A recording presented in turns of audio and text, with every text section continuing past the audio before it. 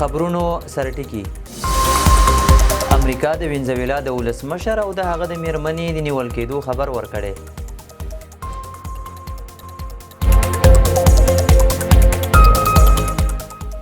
خلیلزاد ویلي چې لا هم افغانستان کې 2 تن امریکایي اتباع بندیان دي. د جرمني سوسیال ګوند له دغه هیواد څخه د افغانانو په ګډون د اوکرایني او سوریایي اتباعو د ایستلو طرحه وړاندې کړې. عراق چې امریکا ته که د ایران حاکمیت نقض شي هدفونه مو معلوم دي. او سعودي عربستان د یمن سویلي برخې د مسلې حل لپاره غونډه جوړوي.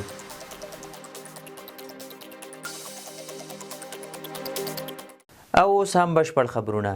امریکا د وینزویلا د ولسمشر او د هغه د میرمنې د نیول کېدو خبر ورکړی. د امریکا ولسمشر ادعا کړې چې د وینزویلا ولسمشر نیکولاس مادورو او د هغه میرمنې نیولې او بل هیواد ته یې لیږدولې ده.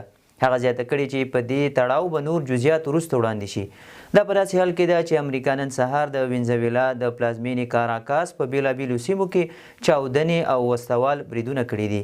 فاکس نیوز راپور ورکړی چې د وینزویلا په پلازمینه کې 7 چاودنې شوي او د یاد هیواد په زیاتره سیمو کې برېښنا هم پرې شوې ده. په وروستیو کې د امریکا او وینزویلا ترمنځ ترینګلتیاوې زیاتې شوې وې او ډونالډ ټرمپ بار بار د دغه هیواد پر وړاندې د پوځي اقدام خبرداری هم ورکړی و. خلیلزاد ویلي چې لا هم 2 امریکایان له محکمې پرته په افغانستان کې بندیان دي. د افغان سولې لپاره د امریکا پخواني ځانګړي استازي زلمي خلیلزاد ادعا کړې چې لا هم 2 امریکایي اتباع د طالبانو حکومت لخوا پرته له محکمې بندیان دي. نوموړي زیاته کړې چې د دغو بندیانو موضوع د افغانستان لپاره په سرخوږي بدله شوې ده او د امریکا ولسمشر ډونالډ ټرمپ اداره یې په جدیت تعقیبوي. خلیلزاد ویلي که څه هم دا ځلې سفر شخصي و خو تر دې وړاندې د امریکایي بندیانو د خلاصون په هدف له ځانګړي استازي آدم بوهلر سره کابل ته رسمي سفرونه کړي دي. د طالبانو حکومت تر دې مهاله د خلیلزاد یادو څرګندونو ته کوم غبرګون نه دی ښودلی. مولوي باز محمد فیضان د ایران اوبو لګولو نوې ټکنالوژۍ او تجهیزاتو نندارتون کې ګډون وکړ. د کرنې اوبو لګولو او مالدارۍ وزارت مرستیال مولوي باز محمد فیضان ایران ته په خپل سفر کې د دغه هیواد د تجهیزاتو او د اوبو لګولو نویو ټکنالوژیو نندارتون کې ګډون وکړ. د کرنې وزارت د خبرپاڼې له مخې دغه نندارتون پر کرنیزو ماشینرۍ، د اوبو لګولو پر نویو سیسټمونو، زیرکې کرنې او د اوبو سرچینو پر دوامداره مدیریت متمرکز و.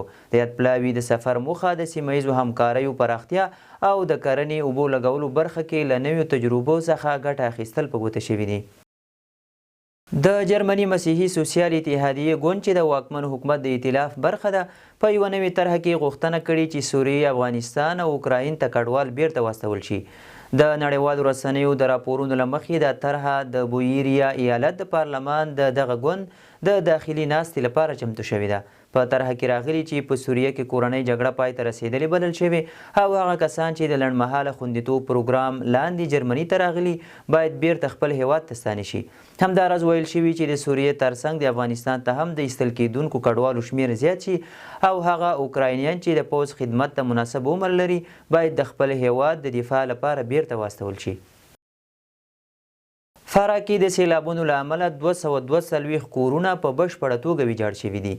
د فراه د طبیعي پیښو پر وړاندې د چمتووالي مبارزې رئیس محمد اسرائیل سیار وایي د دغه ولایت کې وروستیو سیلابونو 10 کسان ټپیان کړي او پراخ مالي زیانونه یې اړولي دي.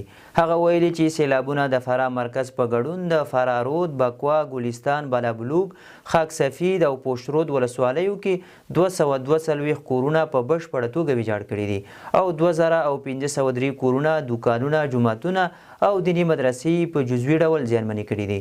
هغه څرګندوي چې د سیلابونو او طوفانونو له امله زیانمنو شوو 382 کورنیو ته نغدي مرستې، خوراکي او غیر خوراکي توکي ویشل شوي دي. عراق چې ویلي که د ایران حاکمیت نقض شي هدفونه مو معلوم دي. د ایران بهرنیو چارو وزیر عباس عراقچي وایي که د دغه هیواد حاکمیت تر پښو لاندې شي تهران ښه پوهیږي چې کوم هدفونه په نښه کړي. نوموړي دا څرګندونې په داسې حال کې کړي چې په ایران کې د حکومت پر ضد لاریونونه روان دي او د امریکا د ولسمشر ډونالډ ټرمپ وروستیو څرګندونو تاوده بحثونه راپارولي دي. عراقچي د ټرمپ څرګندونو ته په اشارې وویل چې دغه پیغام ښایي د هغو کړیو تر اغېز لاندې وي چې له ډیپلوماسۍ ویره لري او غواړي کړکېچ نور هم زیات کړي. هغه ټینګار وکړ چې ایران د هر ډول احتمالي سرغړونې پر وړاندې د ځواب ورکولو وړتیا لري. د امریکا ولسمشر ډونالډ ټرمپ ویلي وو که ایران مظاهرچیان ووژني دوی به یې ژغورنې ته ورودانګي. د کانګریس یو شمېر غړو د ایران په تړاو د ټرمپ څرګندونو ته غبرګون ښودلی. د مارجوري ټایلر ګرین په ګډون د کانګریس یو شمېر غړو د ایران په اړه د ډونالډ ټرمپ د ګواښونکو مداخله کوونکو څرګندونو پر وړاندې نیوکه کړې ده. دوی ټینګار کړی چې هر ډول پوځي اقدام د کانګریس رسمي اجازې ته اړتیا لري او د امریکا مالي او پوځي سرچینې باید د نورو هیوادونو په کورنیو چارو کې د مداخلې لپاره ونه کارول شي. د امریکا ولسمشر ډونالډ ټرمپ ویلي و چې که ایران مظاهرچیان ووژني دوی به یې ژغورنې ته ورودانګي. روسیې پر وینزویلا د امریکا برید په سختو ټکو غندلی. روسیې د امریکا لخوا پر وینزویلا د نن سهار وسوال برید په اړه ژوره اندېښنه ښودلې او دا برید یې په سختو ټکو غندلی دی. د روسیې بهرنیو چارو وزارت ویلي د برید لپاره وړاندې شوي بهانې بې اساسه دي او د وینزویلا حاکمیت باید له هر ډول بهرني پوځي مداخلې خوندي وي. روسیې د وینزویلا د خلکو څخه خپل ملاتړ اعلان کړی او د لاتینې امریکا د هیوادونو د غوښتنې پر اساس د ملګرو ملتونو د امنیت شورا بیړنۍ غونډې غوښتنه یې کړې ده. دا په داسې حال کې ده چې امریکا نن سهار د وینزویلا پر پلازمینه برید کړی دی. ولسمشر ډونالډ ټرمپ همداراز ادعا کړې چې نیکولاس مادورو او د هغه میرمنې له نیول کېدو وروسته بل هیواد ته انتقال کړي خو نور جزئیات یې نه دي ورکړي.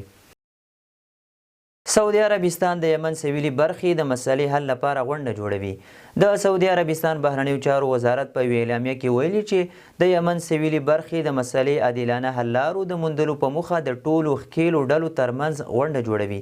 یاد وزارت ویلي چې دغه غوښتنه د یمن د ولسمشرۍ د رهبرۍ شورا مشر ډاکټر رشاد العالمي کړې ده. د راپورونو له مخې په سویلي یمن کې د بیلتون پالو ځواکونو او سیمه ییزو لورو ترمنځ کړکېچ زیات شوی او د ځینو سرچینو پر بنسټ سعودي عربستان په یادو سیمو کې د خبرداري په ډول هوایي بریدونه هم کړي دي. د شال ټلویزیون قدرمنو لیدونکو دا او د دې مهال لنډ او مهم خبرونه تر بیا ښه وخت.